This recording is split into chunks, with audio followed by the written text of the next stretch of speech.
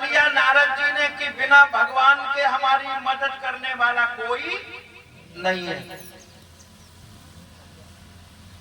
जब समझ लिया ऋष नारद ने अब कोई नहीं सहायक है, मजबूरी लाचारी में तब नारायण का ध्यान किया।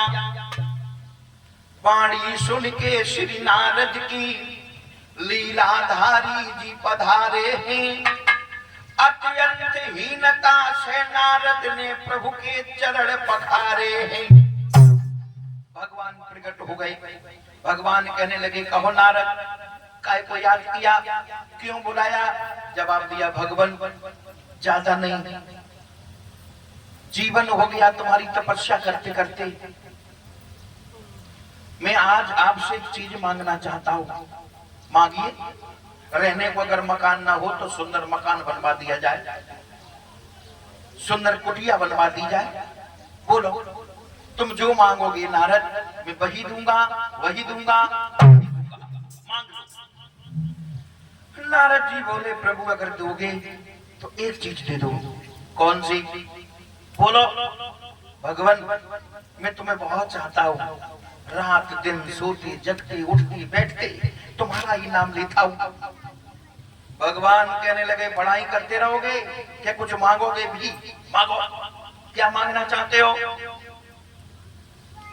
नारद जी बोले, भगवान मैं सुंदर बनना चाहता हूँ। भगवान कहने लगे, बस सुंदर बनना चाहते हो? हाँ, कोई बात नहीं, कोई बात नहीं। भगवान ने पूरा शरीर सुंदर बना दिया और चेहरा बंदर का लगा दिया।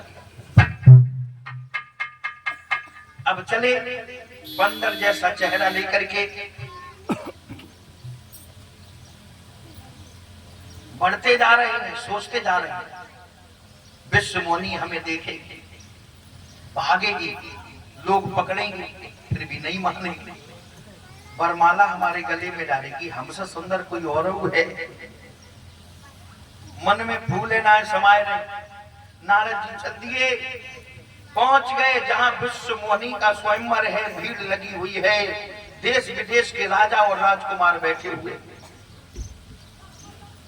शंकर जी के दो गढ़ वहीं पर मौजूद हैं। शंकर जी को देख करके हंस रहे हैं, वाह जी वाह, नारद शादी करवे कहा जा रहा है, नारद शादी करवे आए, देखो चेहरा बंदर का लाए है। और तब तक वो विश्व मोहिनी नाम की लड़की चली हाथ में वरमाला लेकर के, और जब वरमाला लेकर के चली है विश्व मोहिनी, तब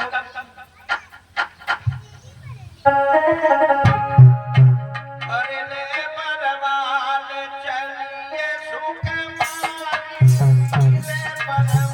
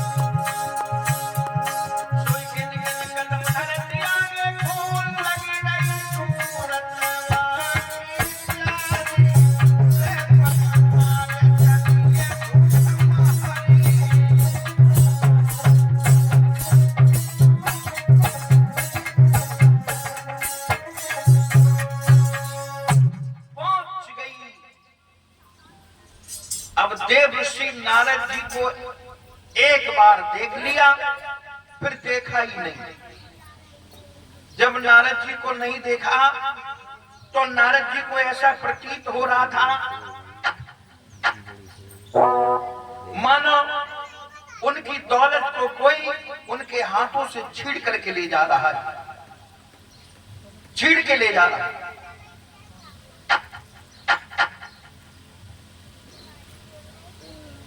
भगवान पहले से मौजूद हो गए। विश्व मोहिनी आगे बढ़ी, भगवान के गले में वरमाला डाल दी। नारद जी चिल्लाने लगे, अरे भगवान ने इस लड़की को रूप दिया मगर बुद्धि नहीं दी, बुद्धि नहीं दी। अरे हमें देखो, हमसे सुंदर कोई और हुए। शंकर जी के दो गढ़ बैठे हुए थे, वो कहने लगे नारद जी अपना चेहरा जरा देख करके आओ। जो ठहरे हुए पानी में नारद जी ने अपना चेहरा देखा तो नारद जी को और क्रोध आ गया। नारद जी ने दोनों गणों को श्राप दे दिया।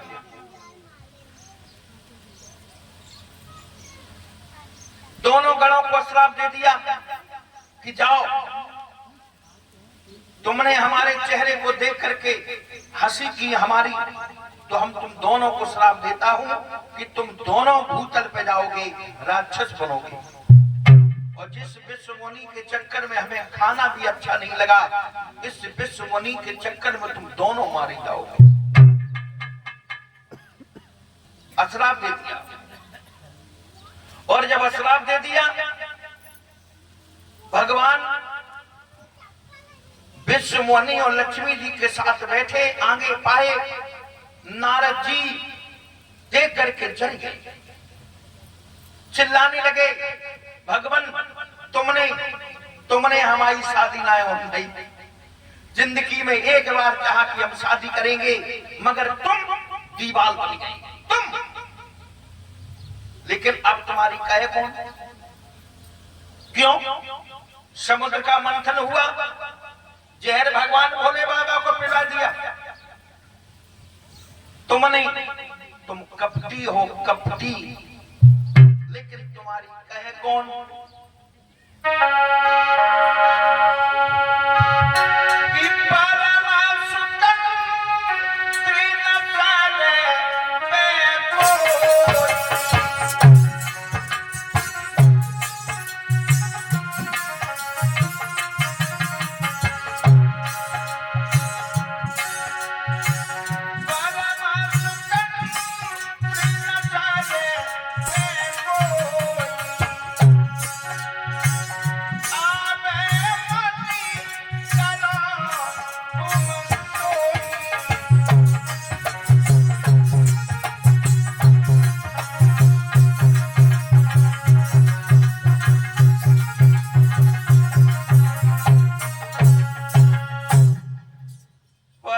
स्वतंत्र न सर पे कोई, और आवे मन ही करो तुम सोई। तुम्हारे सामने कोई बोलने वाला नहीं है, इसलिए तुम्हारी मन में जो आता है वही तुम करते हो। भगवान, मैं तुम्हें अश्राप देता हूं। जिस विश्व मुनि के चक्कर में हम पागल हो गए, दीवाने भय घूमे, इसी विश्व मुनि के चक्कर में तुम भूतल पे जाओगे, तुम बन बन में फिरोगे। भगवान, तुमने जो हमें चेहरा बंदर का दिया है, तुम्हारी मदद करने वाला जंगल में कोई नहीं होगा, ये बंदर आकर ही तुम्हारी मदद करेंगे। जो अश्राप दिया, भगवान ने अपनी माया को खींच लिया। ना विश्व मुनि नाम की लड़की रही और ना शीलनिल नाम के राजा रहे। नारद जी खड़े के खड़े रह गए, बाजी बा, ये क्या किया? मैंने अपने प्रभु को श्राप दे दिया, मैंने बहुत बुरा किया, हमें ऐसा नहीं करना चाहिए। पछताने लगे, भगवान के सामने हाथ जोड़े और कहा कि भगवान हमसे भूल हो गई। भगवान कहने लगे, भूल नहीं हुई, तुमने अच्छा किया। हम जाएंगे भूतल पर, ये विश्व मुनि भी जाएगी,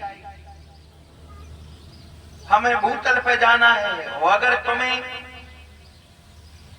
इस पाप से तरना है तो जाओ भगवान शंकर जी का भजन करो।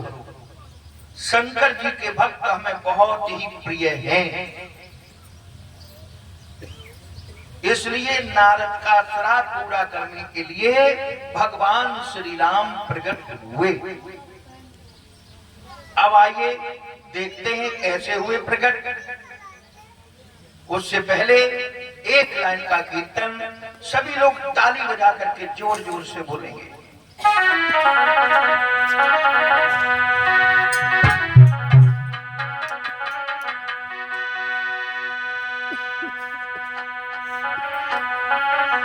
हर दिन मेरो ले गो श्यामलिया उड़ की काली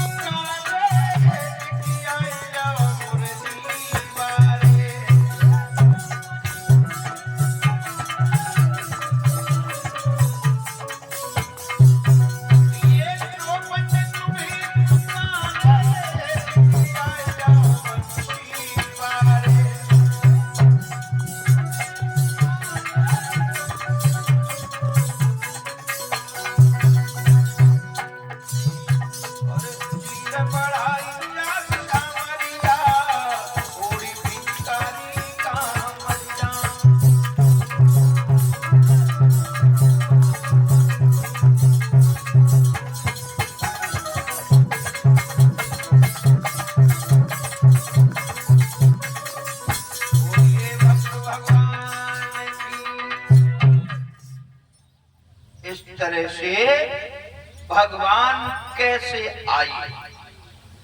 सुखदेव जी समझाते हुए बोले हैं कि हे उत्तरानंदन परीक्षित लाला,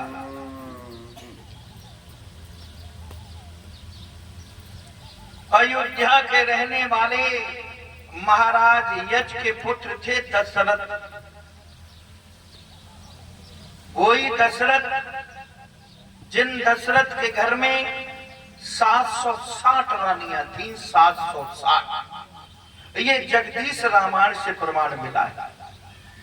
मगर 760 रानियों में 3 पत्नियों का दर्जा सबसे ऊंचा बताया गया, कौशल्या, कैकेयी और सुमित्रा। जब दशरथ का विवाह नहीं हुआ, उससे पहले ही भगवान ब्रह्मा जी ने रावण को बता दिया, कहा कि हे रावण, जो दशरथ और कौशल्या से संतान होगी उसी से तुम्हारा वध होगा। रावण को ब्रह्मा जी ने बता दिया। मरने के डर से रावण ने कौशल्या का हरण कर लिया। कौशल्या के पिता का नाम क्या था? भानुमंत जी।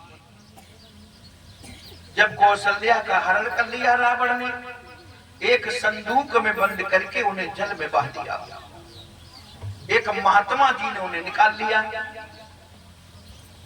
इधर दशरथ बारात लेकर के पहुंच गए तो भानुमंत जी ने शर्म की वजह से अपनी छोटी बेटी सुमित्रा का विवाह दशरथ के साथ कर दिया। दशरथ शादी करके आ रहे थे, रास्ता में कौशल्या से भेंट हुई, तब इनका गंधर्व विवाह हुआ। गंधर्व, इस तरह से दो पत्नियां तो ये थी। कैकेयी कौन थी? कैकेयी कश्मीर के राजा अश्वपति की बेटी थी। कैकेयी पूर्व जन्म में कौन थी? कैकेयी पूर्व जन्म में एक भिच्छु नाम का ब्राह्मण था, तब उसकी पत्नी थी, इसका नाम था कलहा। लेकिन ये कलहा अपने पति से हमेशा कलह किया करती थी, इसलिए भिच्छु नाम के ब्राह्मण ने दुखी होकर के अपना विवाह दूसरा कर लिया। दूसरा कर लिया, सौतिया डहा के कारण कलहा जो थी वो जहर खा करके मर गई। 4 जन्म इसे अधोगति में भटकना पड़ा। 5वें जन्म में जाकर के ये कैकेयी बनी गई। और ध्यान रखना दोस्तों,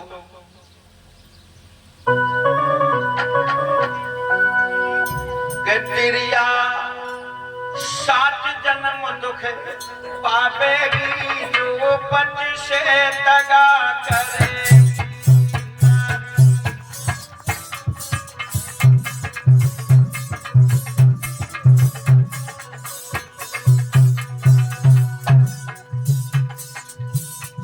अपना पति कैसा भी हो, लेकिन वो परमात्मा हुआ करता है।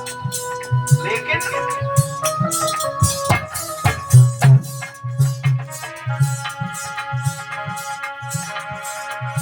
नारी 7 जन्म दुख पावेगी जो पट से दगा करे।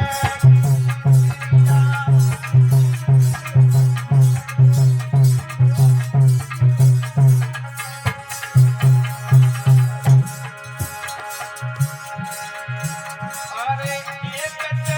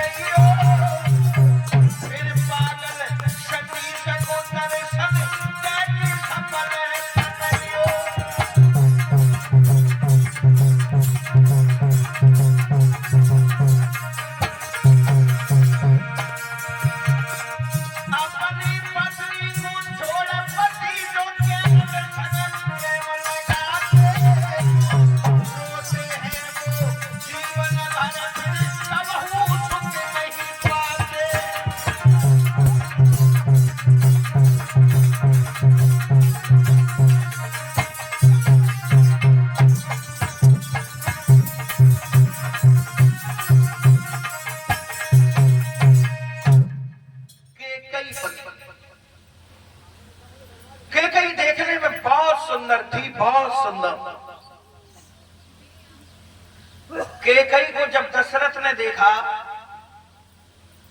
तो कैकई के पिता अस्पति से कहा कि तुम अपनी बेटी का विवाह मेरे साथ कर दो। अस्पति कहने लगे, सुनो दशरथ, हम तुम्हारे साथ अपनी बेटी का विवाह नहीं करेंगे। बोले क्यों? कहा कि इसलिए नहीं करेंगे, तुम्हारे घर में 2 पत्नियां पहले से मौजूद हैं। हमारी बेटी के जो लड़का होगा उसे तो कुछ नहीं मिलेगा। तो शादी होने से पहले ही दशरथ से कैकई के पिता ने वचन भरवा लिए थे कि तुम्हारे घर में बेटा कितने भी हो जाएं, लेकिन हमारी बेटी के जो बेटा होगा वही अयोध्या का अधिकारी बनेगा। पहले ही वचन दे दिए थे। अब शादी भई तब सुमित्रा की गर्भ से एक लड़की भई, जिसका नाम रखा गया शांता।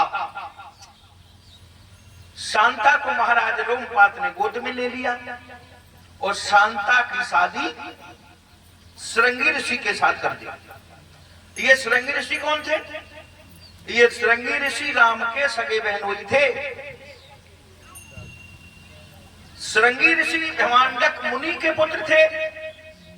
श्रृंगी ऋषि अपनी मां के गर्भ से पैदा नहीं हुए थे, बल्कि एक हिरणी के गर्भ से पैदा हुए थे। आइए इधर देख ले, जब लड़की हुई दशरथ के घर में तो रावण को फिर चिंता बढ़ गई। रावण ने भगवान ब्रह्मा जी से वरदान मांगा कि दशरथ के कोई संतान ना हो। तो फिर दशरथ के कोई संतान नहीं हुई। कब तक नहीं हुई? जब राम का जन्म हुआ था तब दशरथ की उम्र थी कितनी थी बेटा? 7,000 साल की।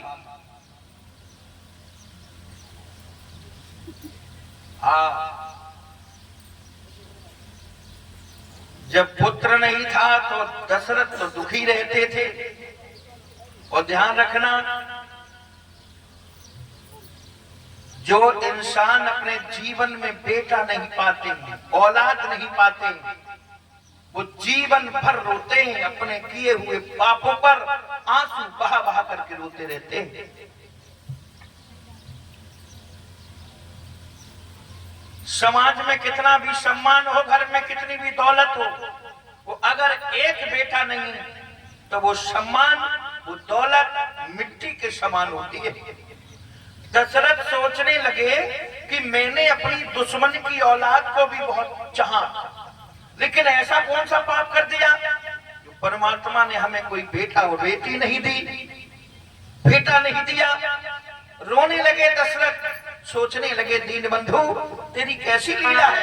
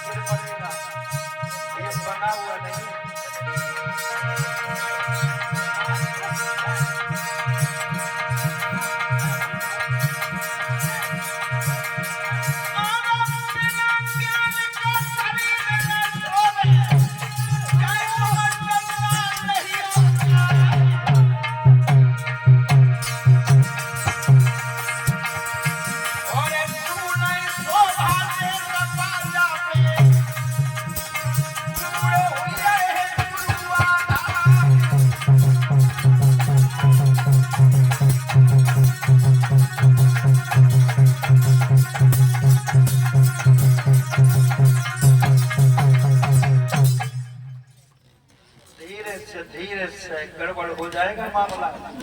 ये देहात नहीं है, ये सिटी है।